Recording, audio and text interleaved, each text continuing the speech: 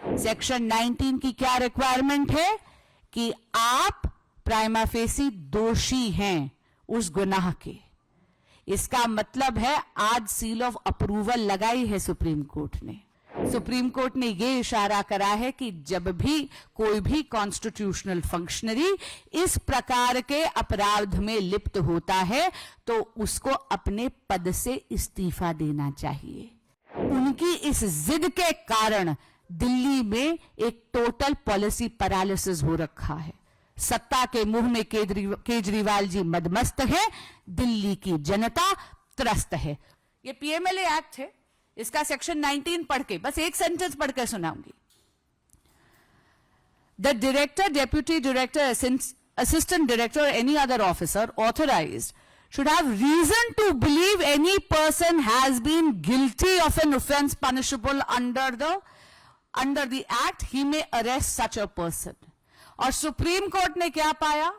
Supreme court ने यह पाया कि इन्वेस्टिगेटिंग एजेंसीज के पास सफिशिएंट मटेरियल था सेक्शन 19 की रिक्वायरमेंट प्रूव करने की।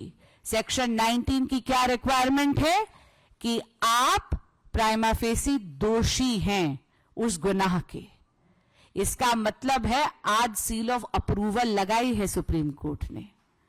ये जो इंटरिम बेल मिली है माननीय मुख्यमंत्री अरविंद केजरीवाल जी को, ये सिर्फ इसलिए मिली है क्योंकि एक point of law larger bench को रिफर करा गया है। जब भी कोई चीज लार्जर बेंच को रिफर करी जाती है उसकी सुनवाई में थोड़ा समय लगता है। आज सुप्रीम कोर्ट ने एक और बहुत बड़ी ऑब्जर्वेशन दी है। सुप्रीम कोर्ट ने कहीं ना कहीं डायरेक्शन नहीं दी लेकिन एक इशारा जरूर करा है।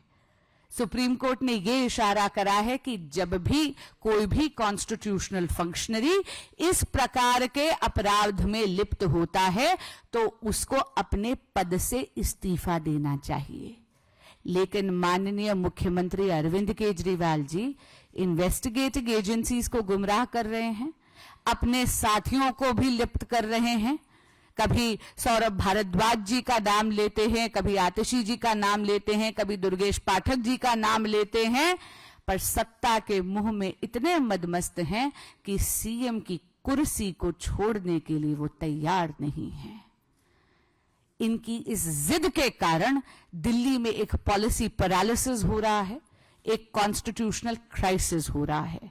आज जो इंटरिम बेल की कंडीशंस हैं वो वही हैं जो उनको पहले भी दी गई थी। यानी 10 मई का ऑर्डर जिसके तहत उनको इंटरिम बेल गई थी वो कंडीशंस लागू होती हैं। और उन कंडीशंस के तहत दो बहुत महत्वपूर्ण बातें हैं। पहली, माननीय मुख्यमंत्री अरविंद केजरीवाल जी सीएम के दफ्तर नहीं जा सकते। दूसरी बात, माननीय मुख्यमंत्री अरविंद केजरीवाल जी कोई फाइल नहीं साइन कर सकते जब तक कि उसको एलजी ऑफिस के यहां फॉरवर्ड ना करना हो। तो मैं आपके माध्यम से माननीय मुख्यमंत्री अरविंद केजरीवाल जी से पुनः अनुरोध भी करूंगी और उनको याद भी कराऊंगी कि उनकी इस जिद के कारण दिल्ली में एक टोटल पॉलिसी पैरालिसिस हो रखा है। सत्ता के मुंह में केजरीवाल जी मदमस्त है, दिल्ली की जनता त्रस्त है। उन्हें तुरंत त्यागपत्र देना चाहिए।